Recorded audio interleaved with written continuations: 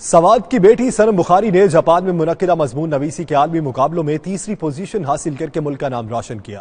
مزید بتا رہے ہیں عبید فضل اپنی اس رپورٹ میں۔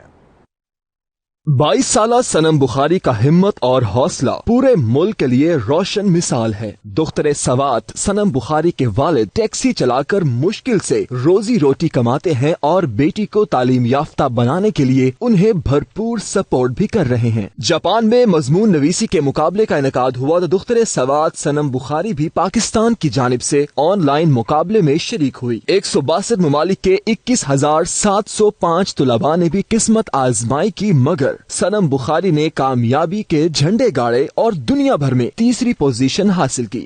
62 ممالک میں سے پاکستان کا نام میرے وجہ سے آیا ہے، اور اس کے علاوہ اس ایسے کمپٹیشن میں جو ہے 21,705 کمپٹیٹرز شامل تھے، اور اس میں میرا نام تیسرے نمبر پہ ہے۔ یہ میرے لیے بہت بڑی بات ہے۔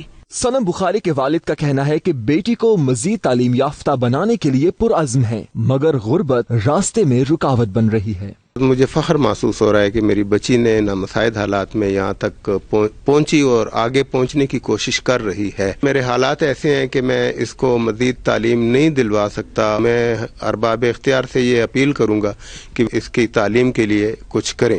سنم کے والد نے اپنی بیٹی کی تعلیم کے لیے حکومت اور مخیر حضرات سے مدد کی اپیل بھی کی ہے۔ سوات کے اس بیٹی نے تو ملک کا نام فخر سے بلند کیا، مگر یہ خاندان آج بھی غربت اور لاچاری کی زندگی بسر کرنے پر مجبور ہے۔